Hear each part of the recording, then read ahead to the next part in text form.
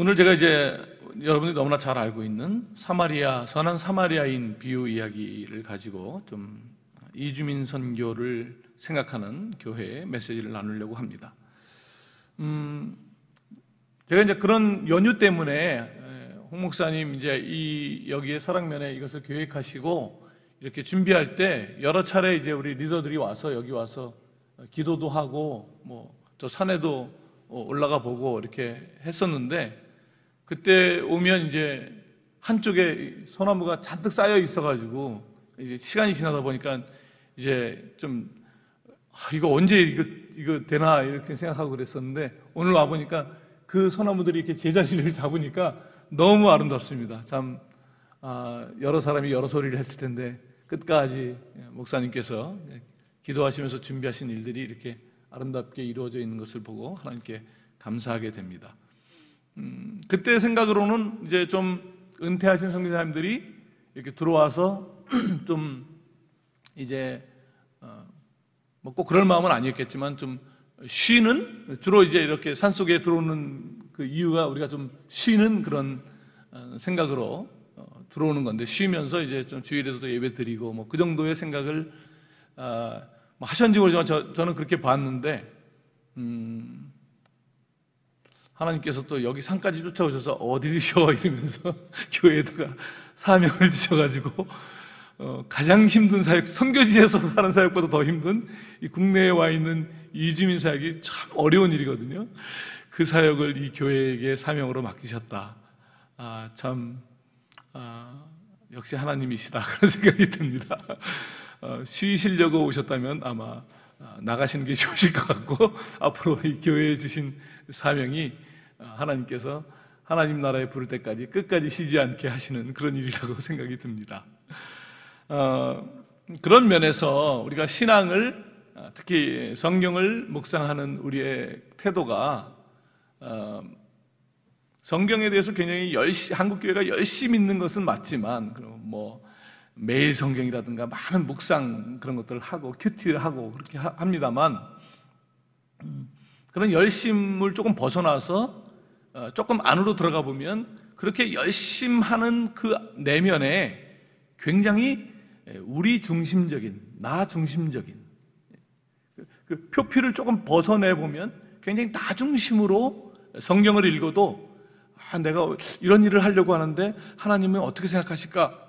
그 내가 하려고 하는 일을 좀 지지해주는, 영어로 proof text라는데, 내가 하려고 하는 일을 좀 지지해주는 근거 본문을 찾기 위해서 보는, 그래서 좀 그 지지가 잘 안 되면 이거 아닌가 보다 하고 다시 다른 장을 넘기고 그래서 이제 끝까지 내가 원하는 그 지지 본문을 찾을 때까지 성경을 묵상하는 그런 좀 조금 극단적이긴 합니다만, 그런 식의 성경 본문으로는 이 하나님께서 우리에게 주신 이 말씀을 하나님께서 우리에게 주시려고 했던 그 말씀대로 읽기가 어렵다는 것이죠. 그래서 많이 성경을 읽음에도 불구하고 신앙이 계속 제자리에 있고 연수가 굉장히 높아짐에도 불구하고 조금만 어려움이 오면 말씀에 기반하지 못하고 흩어지는 그런 일들이 왜 생기냐면, 하나님은 생명의 말씀을 우리에게 주셨는데 그래서 자꾸 우리 중심으로 묵상하려고 하는 그런 태도 때문에 그렇게 됩니다. 그냥 일반적인 묵상뿐만 아니라 선교 역시 우리가 그동안 저도 신학교에서 선교의 성서적 기초 이러고 이제 배우고 선교학을 배웠습니다만, 지금에 와서 이렇게 되돌아보면 선교라는 것을 정해놓고, 선교는 외국에 나가서 복음을 전하는 거야, 그게 틀린 것은 아니지만 선교는 그보다 훨씬 더 클 수 있는데, 그렇게 정의해놓고 그것을 말하는 성경 본문을 찾는 거죠. 마태복음 28장, 사도행전 1장 8절, 아브라함이 12장에 떠나는 거, 이렇게 해서 자꾸 뭔가 내가 정의해 놓은 선교를 찾는 것으로, 그러다 보니까 여기 선교를 말하는 본문이 있네, 여기 선교를 말하는 본문이 있네, 이렇게 많이 성경에서 선교를 찾으면 굉장히 선교가 풍성해지는 것이 오해를 했다는 것이죠. 그러면 그렇게 말하지 않는 다른 본문은 선교적인 본문이 아닙니까? 우리가 찾은 몇 개의 본문만 선교를 말하는 것이고, 만약 그 본문이 성경에 없다면 우리는 선교를 안 해도 되는 것일까요? 선교는 그런 선교 본문에 근거하는 것이 아니라, 그리고 선교지의 어려운 이주민이라든가 선교지의 어려운 상황에 근거하는 것이 아니라 하나님이 선교적 하나님이시기 때문에 그분이 우리에게 주신 이 성경 전체가 선교적 계시로서 우리에게 온 것이죠.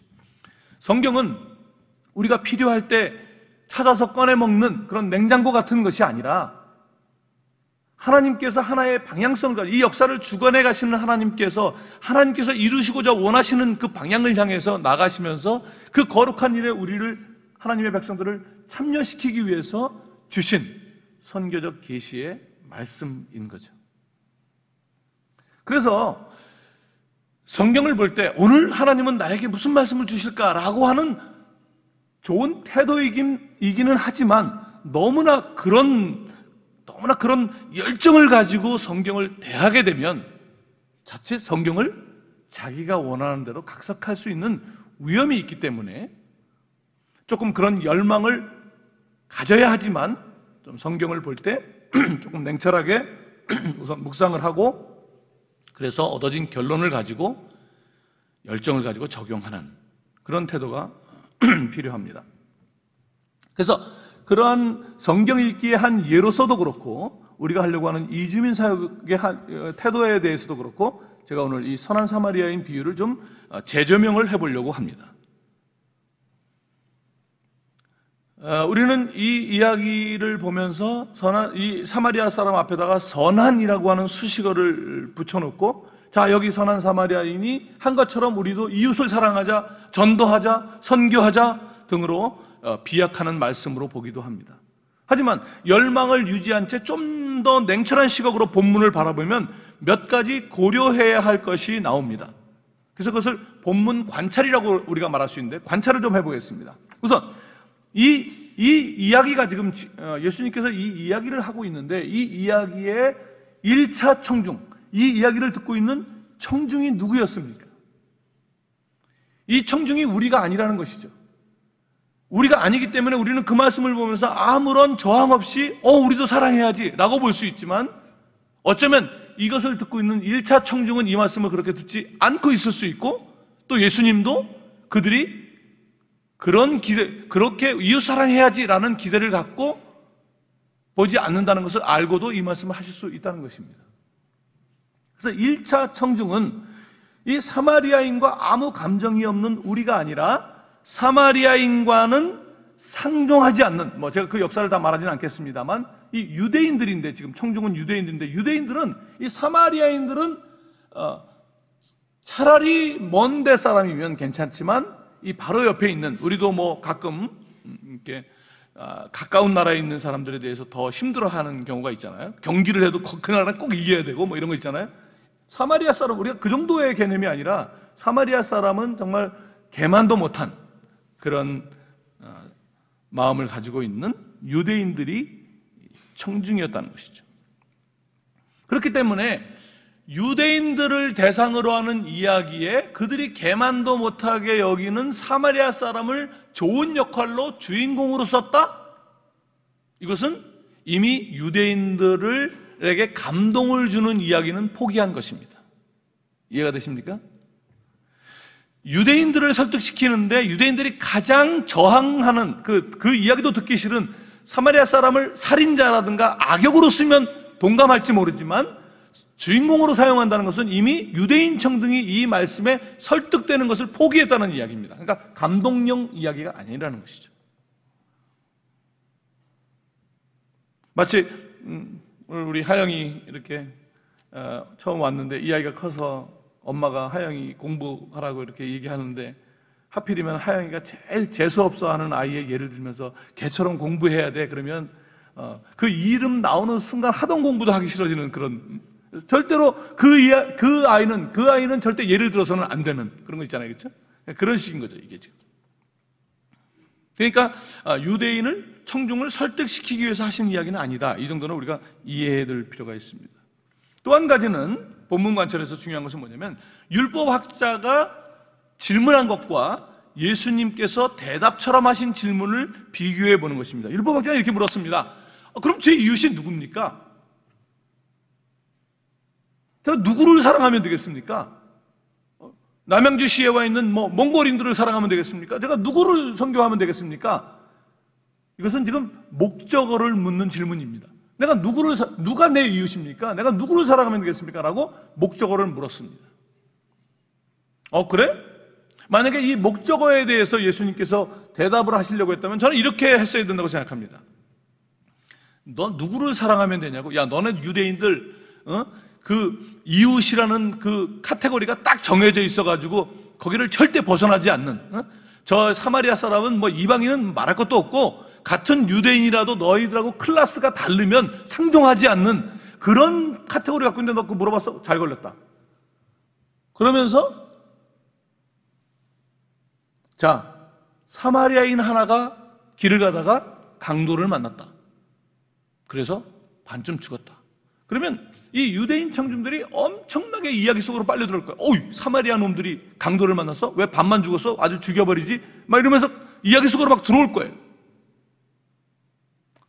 너희 유대인들이 지나가다가 그 사마리아 사람을 보았다. 어떡할래? 도와줄 수 있어? 사랑할 수 있어? 그러면 그렇게 이야기를 끌고 갔다면 이 율법학자가 질문한 것에 대한 대답이 됐을 것이에요. 고민했겠죠.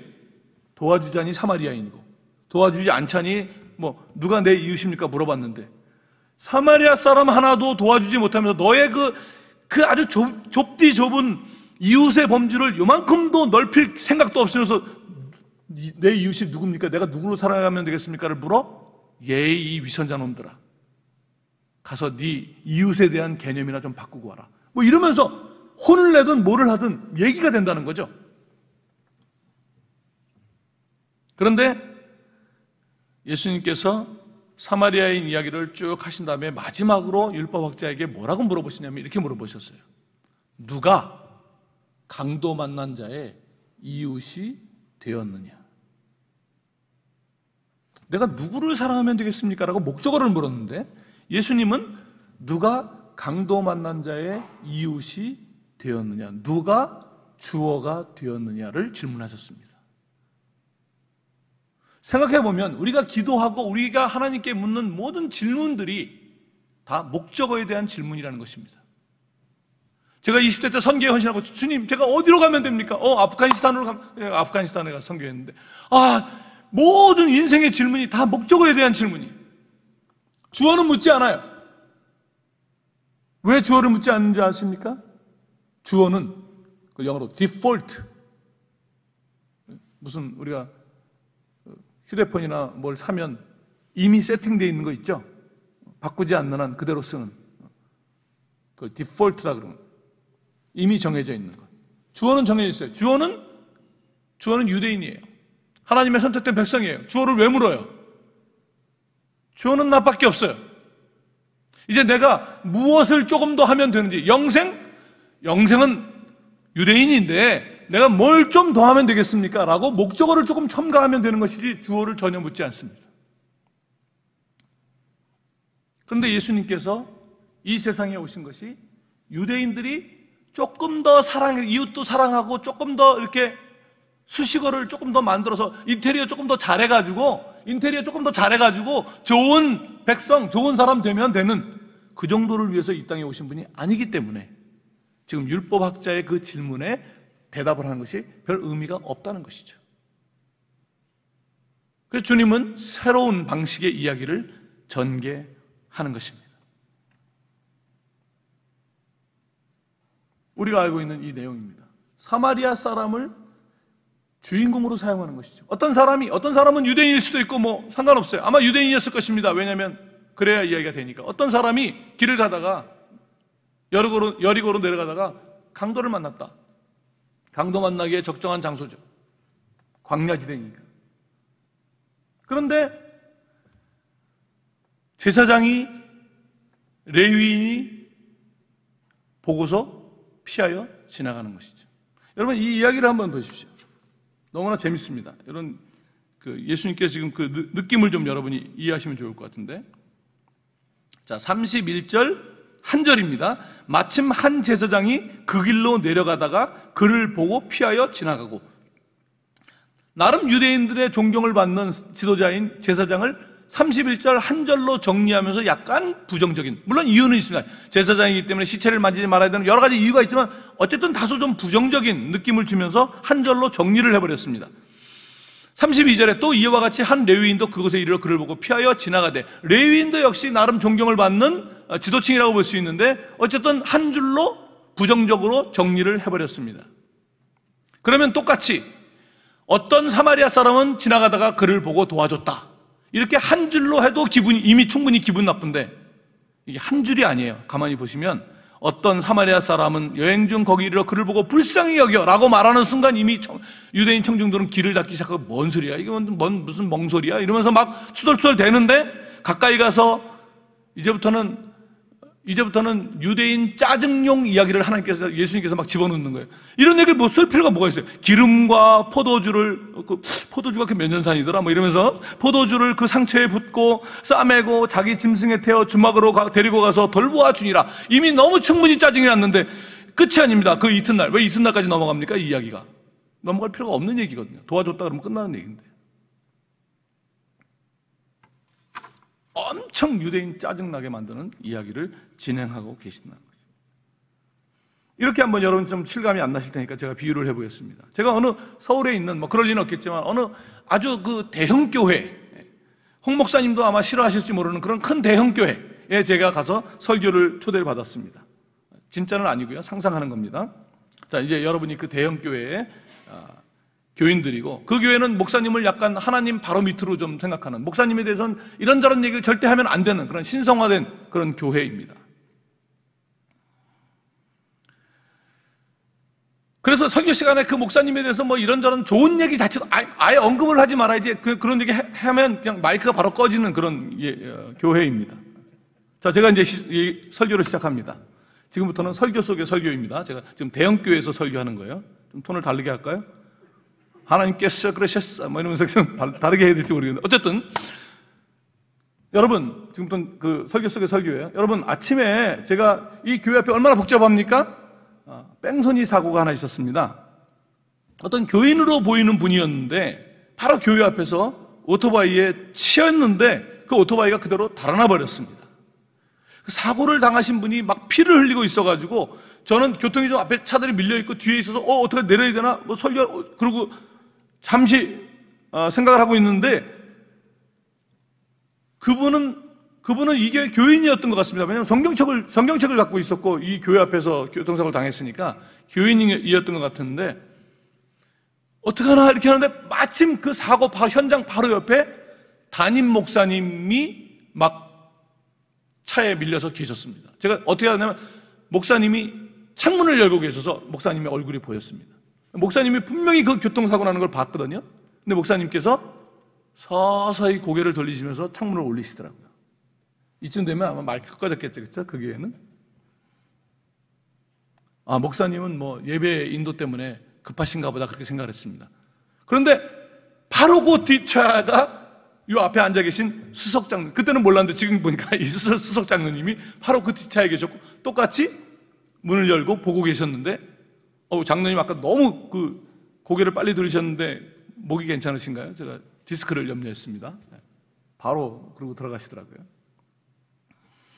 어떡하나 내가 내려야 되겠네 막 그러고 있는데, 한 분이 택시에서 내려서 막 뛰어가면서 오늘 흰 옷을 입고 오셨던데 그 쓰러진 사람을 막 부둥켜 안고, 그리고 택시를 불러갖고 그분을 데리고 가려고 하는 그 광경을 제가 보았습니다. 오늘 예배 시간에 저분을 좀 칭찬해야 되겠다. 저분이 어딘가 이렇게 보더니 여기에 노란 띠를, 무슨 여전도인지 노란 띠를 이렇게 차고 있었습니다. 그래서 제가 저게 무슨 여전도인가 하고 가만히 이렇게 보니까 이렇게 써 있었습니다. 신천지. 그러면서 제가 그 대형교회 교인들에게 물어봅니다. 여러분, 담임 목사님처럼 해야 되겠습니까? 이 수석장로님처럼 해야 되겠습니까? 아니면 저 신천지처럼 해야 되겠습니까? 그러면 감동을 먹어갖고 교인들이 신천지 그럴 수 있을까요? 탁 도는 소리죠. 예화가 꼭 맞는 것은 아니지만 유대인들에게 사마리아인은 우리에게 신천지보다 훨씬 더 상정하지 못할 인간들이었을 것입니다. 예수님께서 물어보십니다. 누가 강도 만난 자의 이웃이 되었느냐? 그러면 유대인들이 사마리아인! 절대 할 수 없죠. 그래서 돌려서 얘기했어요. 그거 뭐 도와준 사람이죠 뭐. 굉장히 짜증나는 얘기죠.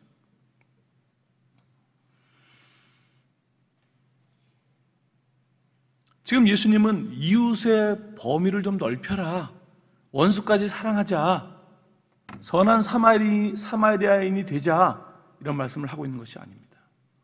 무엇을 우리가 더하자는 말씀을 하고 있는 것이 아니라 넌 도대체 누구냐? 라고 질문하고 있는 것입니다. 하나님은 아브라함을 부르시고 그를 통해서 이스라엘 백성들을 조성해 나가실 때 그들에게 복을 주신 이유가 그 이스라엘 백성을 통해서 이 땅에 하나님이 마치 계시는 것처럼, 하나님을 계시하는, 우리가 말씀을 계시라고 말하는 것처럼 하나님을 계시하는 계시 백성으로서 마치 말씀처럼 그 이스라엘 백성이 곧 하나님의 말씀이 되어서 그 이스라엘 백성을 보면 하나님이 보이는 그런 계시 백성으로서 이스라엘 백성을 세우셨습니다.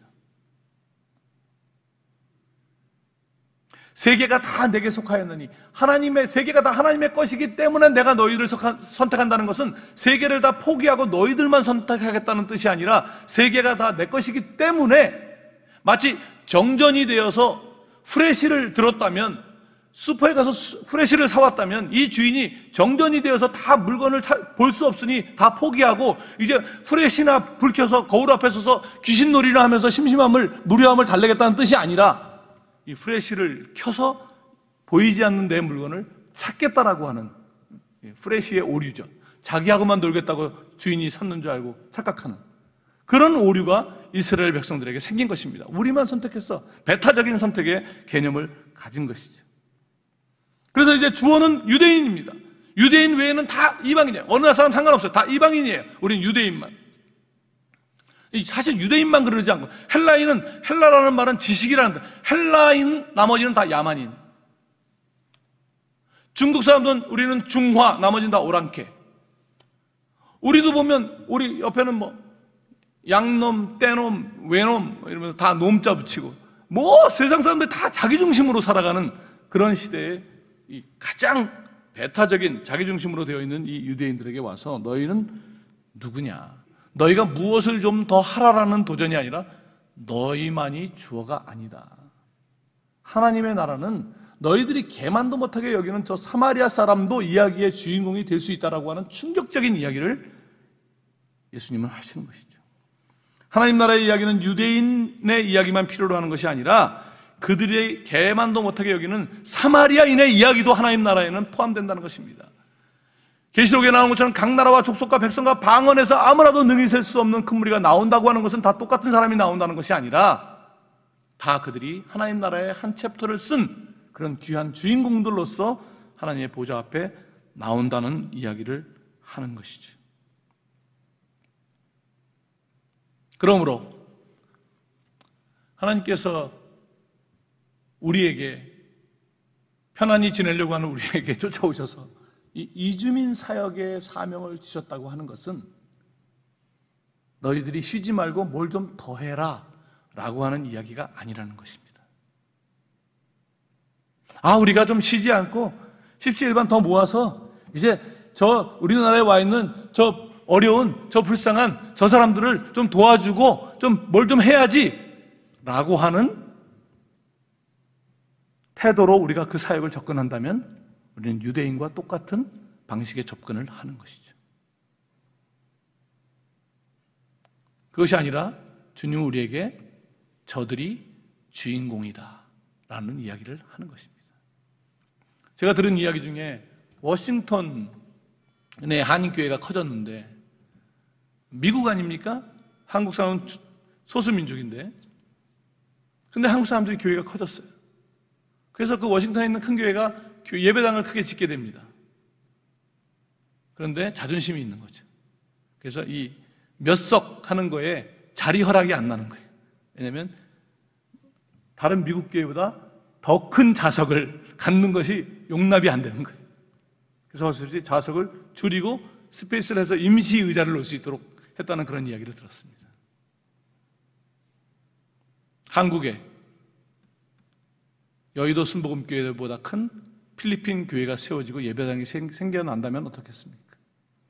남양주시에서 가장 큰 교회가 한국 교회가 아니라 몽골인 교회가 된다면 어떠시겠습니까?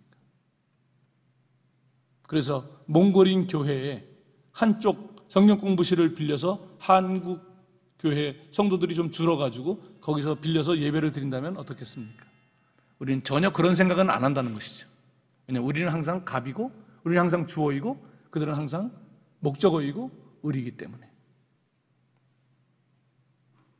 성경으로 돌아가 보면 예수님께서 마지막으로 제자들과 시간을 보내시면서 요한복음 13장에 이제 마지막 떠나시기 전에 마지막 그들에게 하나의 중요한 사건을 남기시고 설명하시기 위해서 하신 행동이 세족식이었습니다.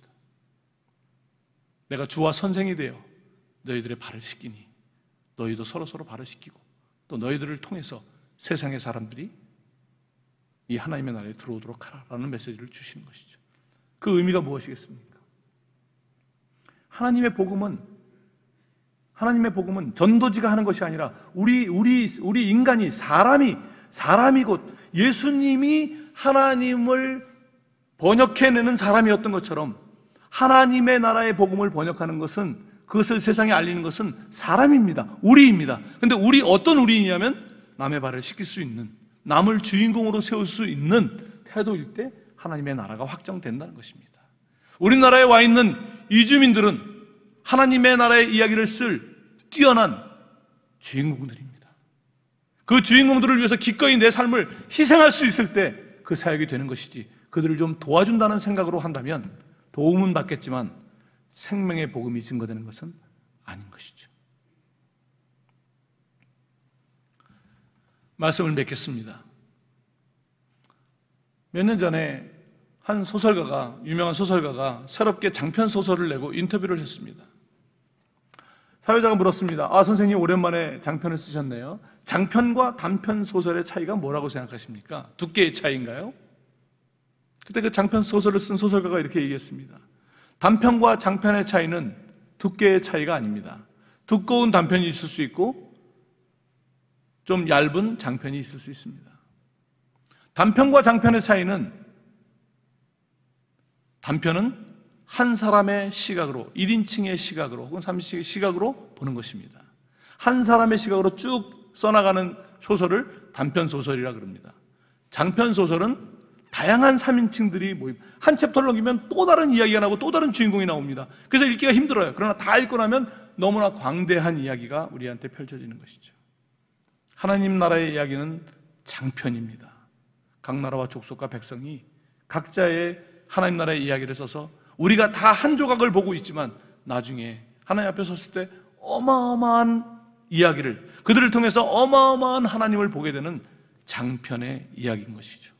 우리는 그 중에 한 챕터를 담당했고 또 다른 민족 사람들이 다른 챕터를 쓸 수 있도록 섬기는 것이 우리의 역할이라는 것이죠.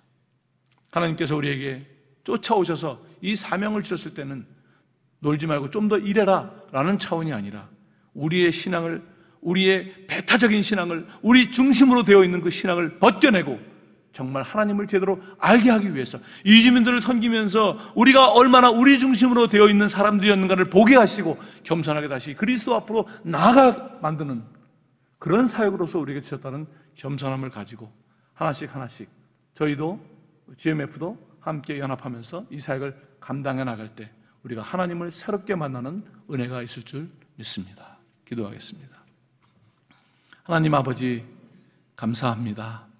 우리가 우리 중심으로 스스로 은혜를 받으며 스스로 감격하며 우리 중심으로 똘똘 뭉쳐갈 때 그대로 내버려 두지 아니하시고 오셔서 말씀하시고 깨닫게 하시고 다시금 주님만이 중심이고 내 옆에 있는 사람이 하나님 나라의 주인공인 것을 보게 하시니 감사합니다.